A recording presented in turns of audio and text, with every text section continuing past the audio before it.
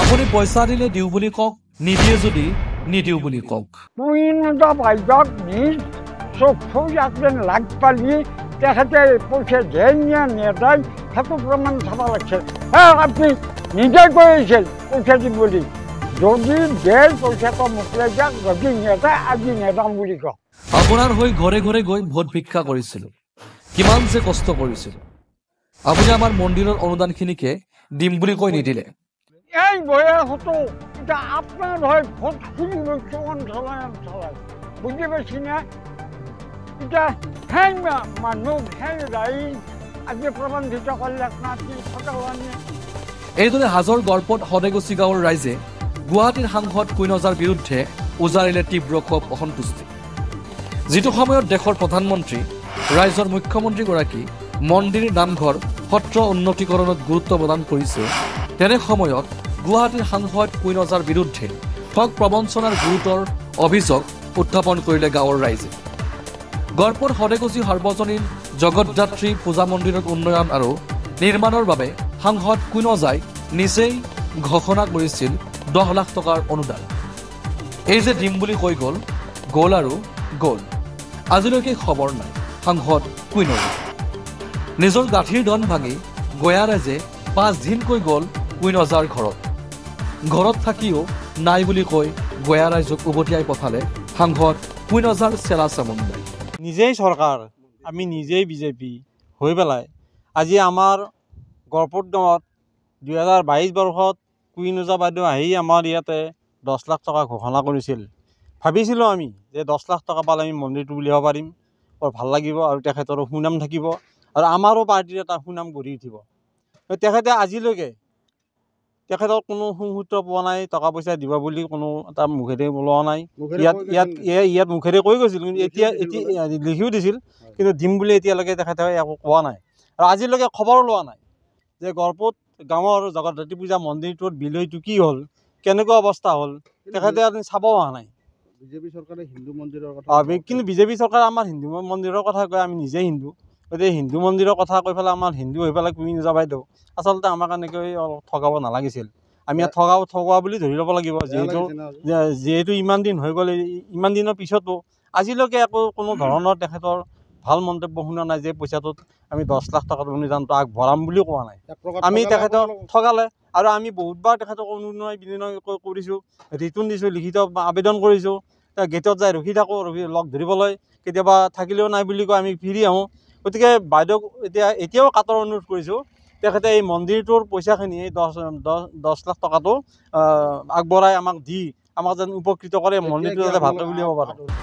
চৰম বিশ্বাসঘাতকতা, ঠগ প্ৰবঞ্চনাৰে গাঁওবাসীক এক প্ৰকাৰ চূড়ান্ত অপমান কৰা সাংসদ কুইনজাৰ বিৰুদ্ধে তীব্ৰ ক্ষোভ প্ৰকাশ কৰা গঞা ৰাইজৰ এই চৰম বিশ্বাসঘাতকতা, ঠগ প্ৰবঞ্চনাৰে গাঁওবাসীক এক প্ৰকাৰ চূড়ান্ত অপমান কৰা সাংসদ কুইনজাৰ বিৰুদ্ধে তীব্ৰ ক্ষোভ প্ৰকাশ গঞা ৰাইজৰ লগতে একাংশ বিজেপি কৰ্মী। গুৱাহাটী সমষ্টিৰ লোকসভা সমষ্টিৰ সাংসদ কুইনজা বাইদেউ আহি উপস্থিত হৈছেহি। বিশেষ অনুনয় বিনয় কৰাৰ পিছতহে তেখেতে আহিল। ইলেকশ্যনৰ পিছত আহি আমাৰ ৰাইজৰ মাজত যোৱা 22 বৰ্ষৰ আপোনাৰ 2/11/2022 ইংৰাজী তাৰিখ বুধবাৰে তেখেতে দুপৰীয়াৰ ভাগত আহি আমাৰ মাজত উপস্থিত হ'ল। তেখেতে সদল বলে আহি আমাৰ মাজত উপস্থিত হৈ জাক জমকতাৰে তেখেতক যিমান পাৰিলোঁ আমি শুশ্ৰূষা কৰিলোঁ, আপ্যায়ন কৰিলোঁ, সম্বৰ্ধনা জ্ঞাপন কৰিলোঁ।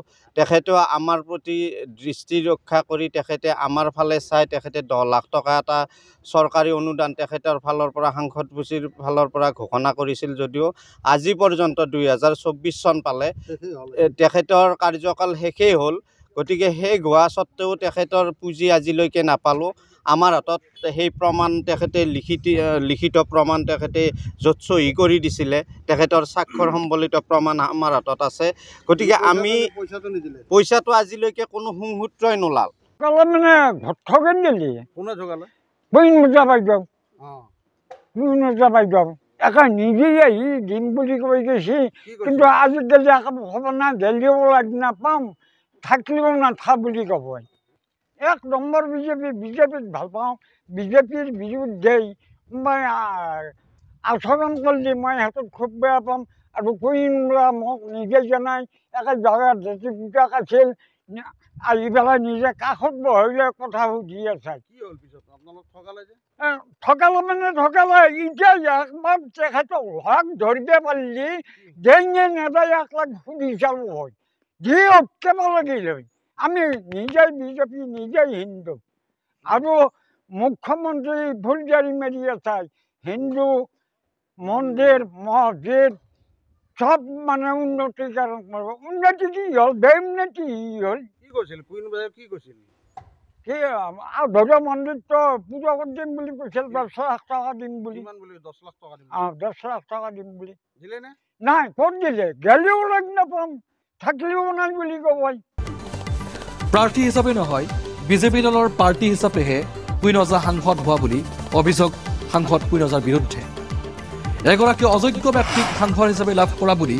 ক্ষোভ প্ৰকাশ কৰে গয়া ৰাইজে আসল কথা এটা মোৰ কথা হ'ল কুইন ওজা বাইদেউক নিজ চক্ষু একদিন লাগ পালি তেখেতে পইচা দেয় নেদায় সেইটো প্ৰমাণ চাব লাগিছিল আপুনি নিজে কৈছিল পইচা দিম বুলি যদি দেয় পইচাটো মোকলাই দিয়ক যদি নেদায় আজি নেদাম বুলি কওক আপনি ভোট খুঁজতে গেছেন কিন্তু আচলতে আপনি মানুহটো হিচাপে জয় হওয়া নাই কিন্তু দলের পাই জয় হয়েছি আমি জয় করেছো এই বয়সতো এটা আপনার হয় ভোট খুঁজিব অঞ্চলায় অঞ্চলায় বুঝতে পারছি না এটা হ্যাঁ মানুষ হ্যাঁ রাইজ আজি প্রবন্ধিত করলে না আপনি ঠকালানি ভয়া লাগাই মানে বয়ারও হিমে নাই আর এটা মই এত আশা আশার কথা কব তেওঁ নিজৰ যোগ্যতা অনুসৰণে জয় হোৱা নাই আমি ৰাইজৰ পৰাই আৰু বিজেপি দলাই